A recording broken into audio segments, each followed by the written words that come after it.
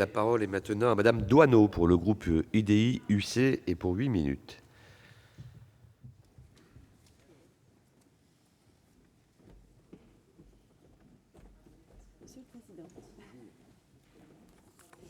Monsieur le Président, Madame la Ministre, Madame la rapporteure, mes chers collègues, l'examen du projet de loi de financement de la sécurité sociale pour 2015 a été rétrospectivement le premier round d'un débat portant sur les franchises médicales.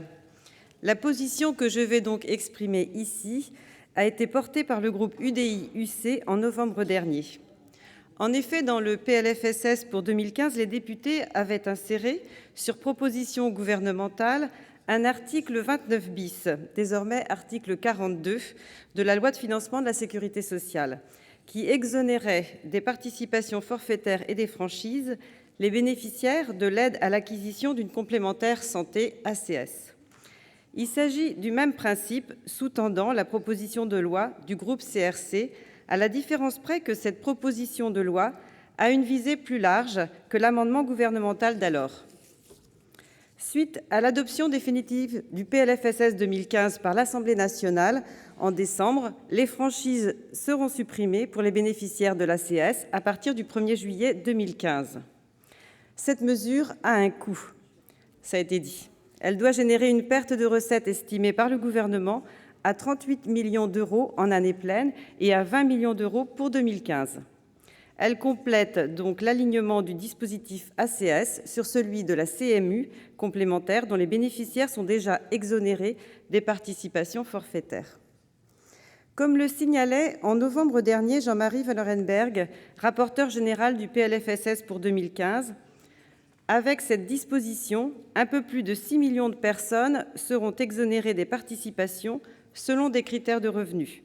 5,1 millions au titre de la CMU-C et 920 000 euros au titre de l'ACS. Si l'on ajoute à cela le fait que les mineurs, environ 15 millions de personnes, sont également exonérés des participations, c'est donc un tiers de la population française qui est exonérée de ces charges. De plus, du fait d'exonérations touchant certains actes pris en charge par l'assurance maternité, 2 milliards d'actes sur les 3,6 milliards entrant dans le champ de la franchise en sont exonérés. Quelle est donc la pertinence de maintenir des franchises dont l'assiette est devenue extrêmement mitée ? Tout le monde peut constater que ce système est devenu inéquitable. C'est pourquoi le groupe CRC propose la suppression pure et simple des franchises et participations forfaitaires. Pour autant, est-ce la bonne solution ? Notre groupe ne le pense pas. En réalité, autre chose de plus fondamental sous-tend cette proposition. C'est l'idée que plus le tiers payant avance, plus les franchises reculent. Le tiers payant complique la collecte des franchises. Or, nous le savons, le gouvernement envisage la généralisation du tiers payant dans le prochain projet de loi de santé. Ainsi, est-ce que cela signifie, à terme, la suppression des franchises médicales ? Peut-être, mais cela ne doit pas se faire de la manière dont elle nous est présentée aujourd'hui, c'est-à-dire supprimée d'un trait de plume au Sénat au détour d'une proposition de loi. Pourquoi ? 2 arguments. D'une part, il s'agit d'une question de forme. Il n'est de bonne politique de supprimer les franchises médicales qu'à partir du moment où on a préalablement généralisé le tiers payant. Il faut bien comprendre que c'est l'extension du tiers payant aux bénéficiaires de l'ACS qui a eu pour conséquence l'exonération des franchises pour ces publics. Respectons donc le parallélisme des formes par rigueur intellectuelle. D'autre part, un argument sur le fond, et c'est le plus fondamental. Il est question de supprimer les franchises sans s'interroger sur leur raison d'être. Nous le savons, il s'agit de responsabiliser le patient. Mais bien sûr, cette responsabilisation ne doit pas conduire à lui faire supporter un reste à charge trop important. Il nous incombe donc de déterminer un juste équilibre entre responsabilisation et reste à charge. Ainsi, la franchise médicale est intrinsèquement liée au reste à charge. Il est difficile de supprimer ce mode de responsabilisation sans réfléchir à d'autres modes de responsabilisation dans le cadre d'un tiers payant généralisé. Et d'autre part, il n'est pas possible d'éluder la question du reste à charge qui s'avère être le véritable problème aujourd'hui. Certains restes à charge particulièrement élevés sont dus au dépassement d'honoraires. Ces derniers s'élèvent à 2 milliards d'euros par an sur 18 milliards d'euros d'honoraires en totalité. Les 2 tiers de ces dépassements sont à la charge directe des ménages. Ces chiffres ont fortement augmenté cette dernière décennie, malgré une légère diminution depuis 2 ans. C'est sur ce sujet qu'il faut agir. C'est pourquoi le groupe UDI-UC avait déposé au cours du PLFSS pour 2015 un amendement visant à relever à 150 % du tarif opposable le plafond de remboursement des dépassements d'honoraires par les complémentaires.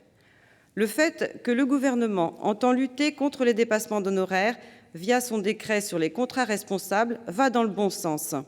Néanmoins, il limitera les remboursements des dépassements d'honoraires par les complémentaires de santé à un seuil de 100 % du tarif de responsabilité à terme, ce qui est très bas. Ce système risque de générer une médecine à 2 vitesses. Les dépassements d'honoraires sont souvent supérieurs au plafond envisagé par le décret. Cela est régulièrement constaté chez les 3 spécialités les plus sollicitées, soit les gynécologues, les pédiatres et les ophtalmologistes, qui totalisent 40 % des actes. Ainsi, alors que le but était de diminuer les honoraires, ce sont les restes à charge pour le patient qui vont s'accroître, ce qui aura pour conséquence de réduire l'accès aux soins des Français. Les plus favorisés pourront s'acquitter du reste à charge ou se doter d'une surcomplémentaire.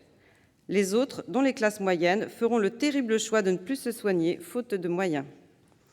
Ce décret créera également des disparités territoriales, puisque la plupart des dépassements d'honoraires se concentrent dans les grandes métropoles et en Île-de-France. Il est donc nécessaire de relever le plafond de remboursement des dépassements d'honoraires par les mutuelles pour réduire le reste à charge des patients. Le niveau de 150 % correspond au seuil à partir duquel les dépassements sont jugés excessifs par la convention médicale du 25 octobre 2012. Enfin, le Sénat, par la voix de son rapporteur général, proposait en novembre dernier une réforme portant sur une évaluation plus rigoureuse du prix des médicaments, menée par la Haute Autorité de santé. Une tarification au plus juste des médicaments permettrait une optimisation des remboursements tout en réduisant le reste à charge pour les patients. Ainsi, le groupe UDI-UC ne partage pas l'avis du groupe CRC de supprimer d'un trait de plume les franchises médicales et les participations forfaitaires. Par ailleurs, il aurait été plus opportun d'étudier cette question dans le cadre de l'examen du projet de loi de santé, lors du débat sur la généralisation du tiers payant. Nous voterons donc défavorablement cette proposition de loi. Je vous en remercie. Merci, madame Doineau. La parole est